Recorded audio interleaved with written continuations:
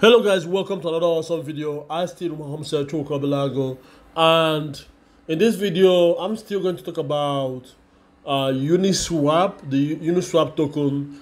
And the reason I'm doing this video is because I have one or two clarifications to make, okay?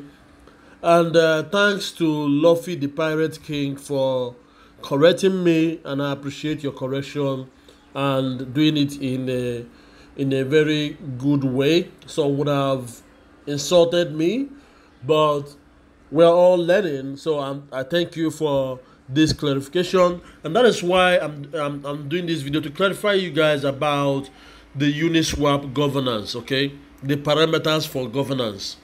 Okay, in the previous video I explain to you guys why the price is down, and part of the reason I gave as why the price is down is because of the voting process that was done to reward those who accessed Uniswap through platforms like Dama and some other platforms that I mentioned in the video.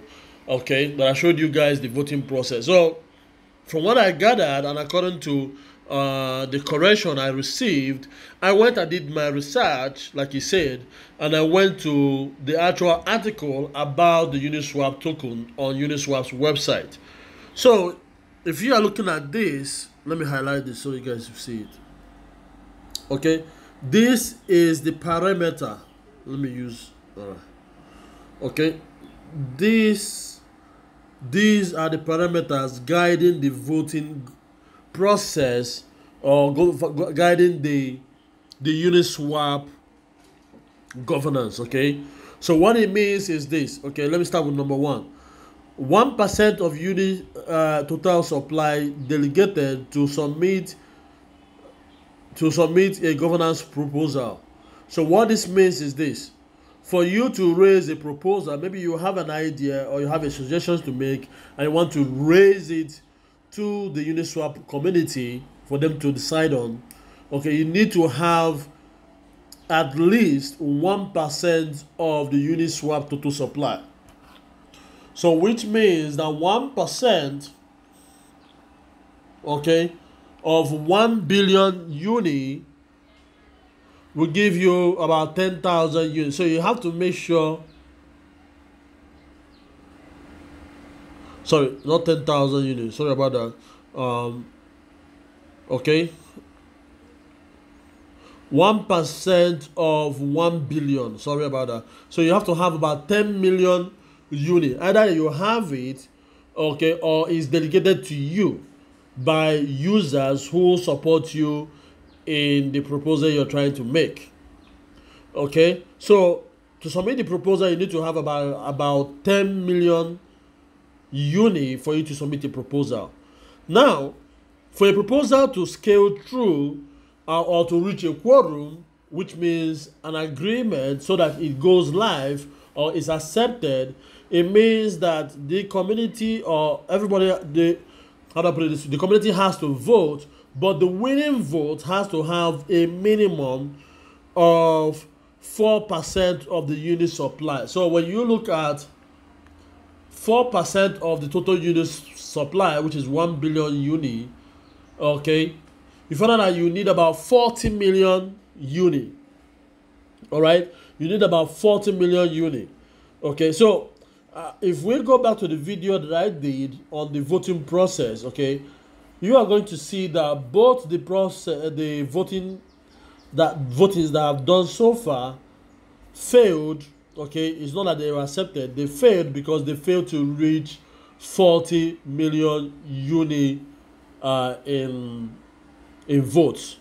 Okay, so for if it is a no or if it is a yes, okay, for any proposal that people support, okay, that it wants to go live on or get accepted within the Uniswap community, okay, the whole voting process requires 4 million uni for it to say that the voting process or the recommendation is accepted.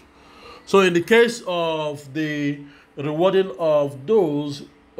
retrospectively those who used Uniswap indirectly or directly.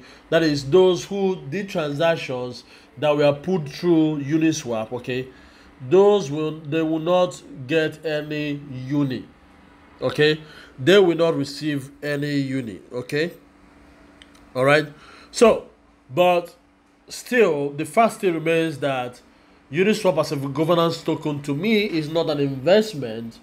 Okay, given the fact that so many things drive the dilution of the market. For example, you still have about millions, or yeah, you still have millions of uni not accessible to the public, and according to the distribution model, it shows that the community or the ecosystem has the majority chunk.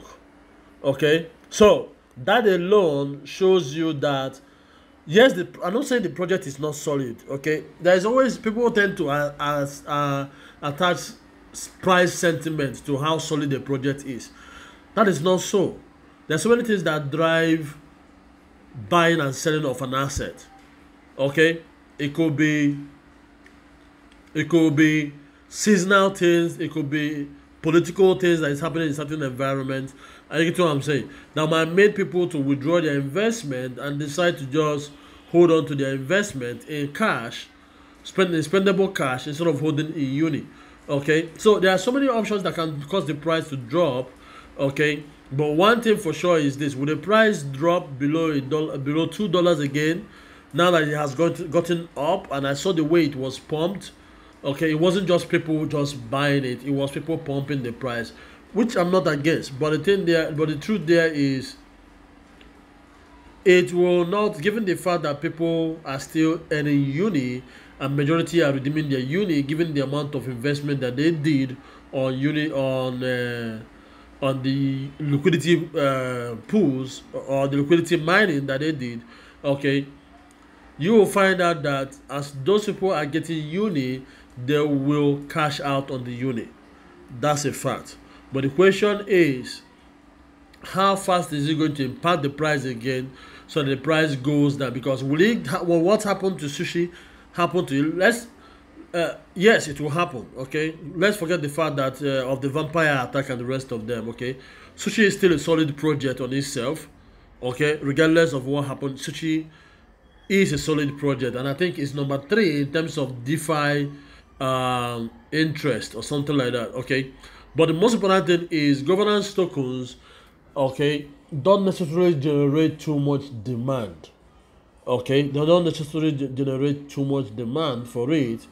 Okay, and once the initial sentiment of when like for example the 400 uni were given out to almost how many people? Okay, but guess what, that excitement has died down and people are actually withdrawing their unis. Okay, so what else will make people to go to the market and buy uni in bulk, aside from the pump we saw to ensure that the price does not depreciate, but or the market share does not depreciate? But the most important thing is this. Okay, the most important thing is, when the price drop, yes, it will drop, but you just have to be smart about it. Okay, you just have to be smart about it when you are investing. Okay, it's better invest in liquidity pools or in liquidity mining that gives you uni than actually going to buy uni yourself in the market. Okay, all right guys, that's it for this video. Just want to do this clarification. Thank you, what's his name again? Thank you, Luffy the Pirate King, for correcting me in a mature way, and I appreciate it. And as always, as I learn, I'll continue to educate you guys. And part of what I do is to make all the jargons, all the technical terms make sense to the common man who is interested in cryptocurrency. Okay, all right guys, that's it for this video. Thank you guys for watching.